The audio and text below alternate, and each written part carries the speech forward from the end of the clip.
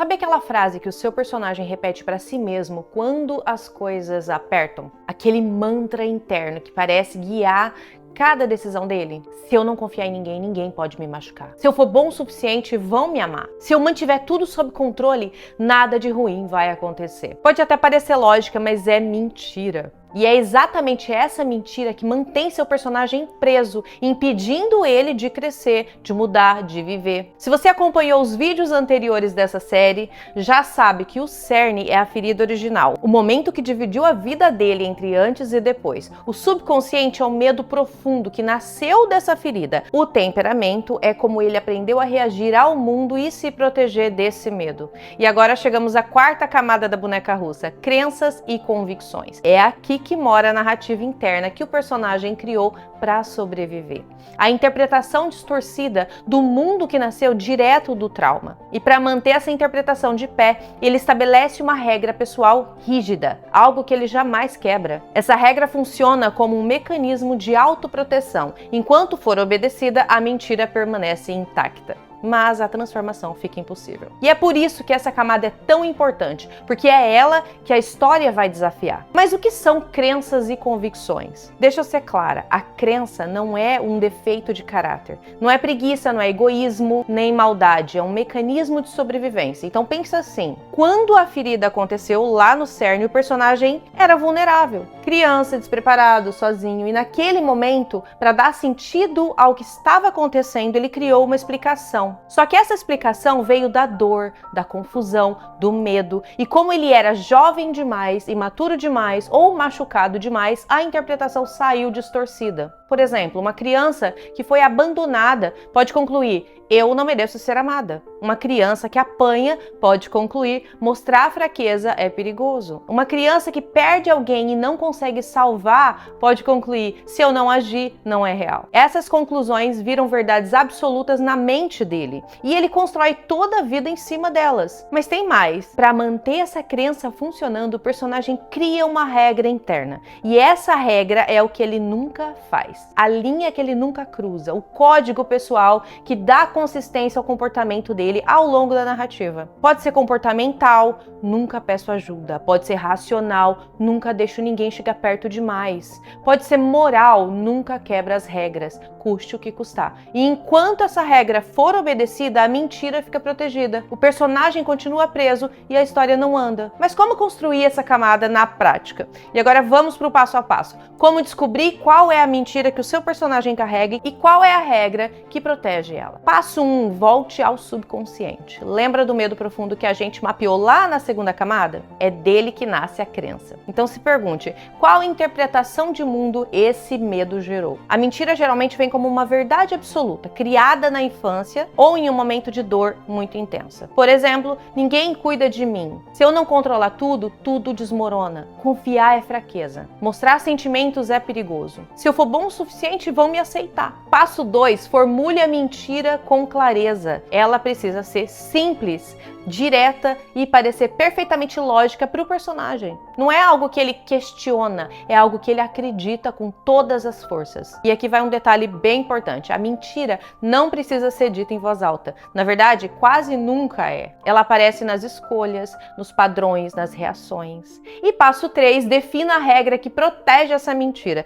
Toda crença rígida gera um código interno. É a linha que ele não cruza. E essa regra dá consistência ao personagem. É o que faz ele reagir de forma previsível até o momento em que a história força ele a quebrar. Por exemplo, nunca peço ajuda. Nunca deixo ninguém chegar perto demais. Nunca ajo de imediato. Preciso ser notado o tempo todo. Nunca mostro fraqueza. Tá vendo como cada regra tem relação direta com a mentira? Elas são duas faces da mesma moeda. E antes de continuar, aproveita para baixar o PDF completo com as 6 camadas, tá aqui no link da descrição. E já deixa o seu like para eu saber que você tá gostando da série e do meu cenário novo, é claro. Agora vamos ver isso na prática? Vamos voltar ao Chris do filme Corra. Lembra do cerne dele? Criança sozinho em casa, a mãe não volta e ele sabe que tem algo errado, mas não liga para pedir ajuda. Ela sofre um acidente, agoniza de frio e morre antes de ser encontrada. No dia seguinte, ele descobre que poderia ter salvado ela. Do subconsciente nasceu o medo de ficar paralisado enquanto alguém sofre. E é desse medo que vem a mentira. Se eu não agir, não é real. Entende a lógica distorcida? Quando ele era criança, congelar foi uma forma de negar a realidade,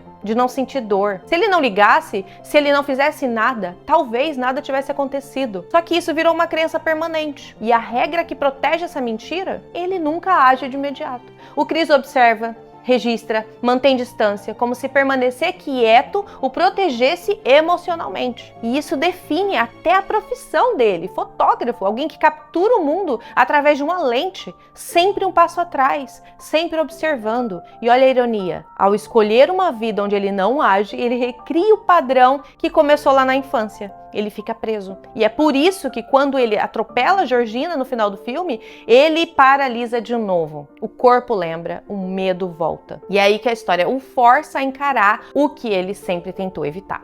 Agir. Mesmo com medo, mesmo em pânico, porque só quebrando a regra é que ele pode quebrar a mentira. E agora vamos para o Arthur Fleck, do Coringa. O cerne dele é o abuso na infância, amarrado, espancado repetidas vezes, e a mãe, a única pessoa que deveria defender ele, finge que nada está acontecendo. Do subconsciente nasceu o medo de ser invisível, de não importar para ninguém, de gritar e ninguém ouvir. E é desse medo que vem a mentira. Se eu conseguir fazer as pessoas rirem e for reconhecido, vou ser feliz e aceito pela sociedade.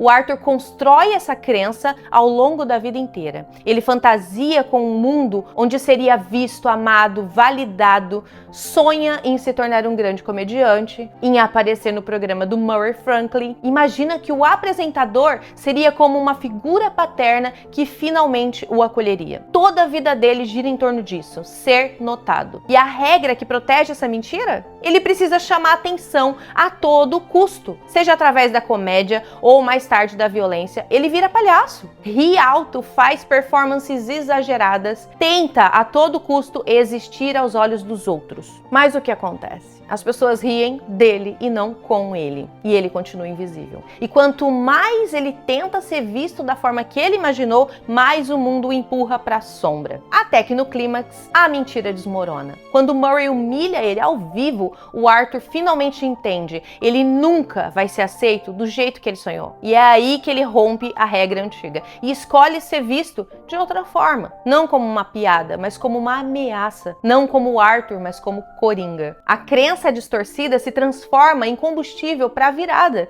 e o personagem nasce de novo, mas de forma trágica. E por que essa camada é tão importante? Porque tem um padrão. A crença é o sistema de defesa do personagem. Ela nasceu da dor e a regra foi criada para garantir que essa dor não volte. Mas enquanto ela permanece intacta, o personagem continua preso no mesmo padrão. E é exatamente esse padrão que a história vai desafiar. Porque a função da narrativa não é confirmar a mentira, é obrigar o personagem a encarar ela. A história vai colocar ele em situações onde a regra não funciona mais, a mentira é exposta e ele precisa escolher crescer ou quebrar. E dependendo dessa escolha, a gente tem uma história de crescimento, ele vence a mentira, uma história de tragédia, a mentira vence ele, ou algo ali no meio, onde ele aprende a conviver com a ferida. Essa camada é o que dá peso ao arco do personagem, é o que transforma as cenas comuns em momentos inesquecíveis, porque quando o leitor vê o personagem quebrando a regra, ele sabe que algo grande está acontecendo, ele sente a mudança. Então vamos recapitular. Crenças e convicções são a quarta camada da boneca russa. E aqui mora a mentira que o personagem conta para si mesmo, uma interpretação distorcida do mundo, nascida do trauma e do medo. E para manter essa mentira de pé, ele cria uma regra pessoal rígida, algo que ele jamais quebra. Essa regra funciona como autoproteção. Enquanto for obedecida, a mentira permanece intacta. Mas a transformação fica impossível. E é por isso que a história existe, para desafiar essa crença e forçar o personagem a escolher. E agora para e pensa, qual é a mentira que o seu personagem carrega desde a infância? Qual é a regra que ele nunca quebra até o momento em que a história o força a fazer isso? Escreve, guarda, porque essa é a espinha dorsal da transformação que você está criando. E se você ainda não baixou o PDF completo com as 6 camadas, está aqui na descrição. Nos cards aqui em cima eu deixei os vídeos das camadas anteriores, o cerne, o subconsciente, o temperamento, para você maratonar. E no próximo episódio a gente sobe mais uma camada da boneca russa e entra numa parte que muda completamente a forma como o personagem se relaciona com os outros. Fui!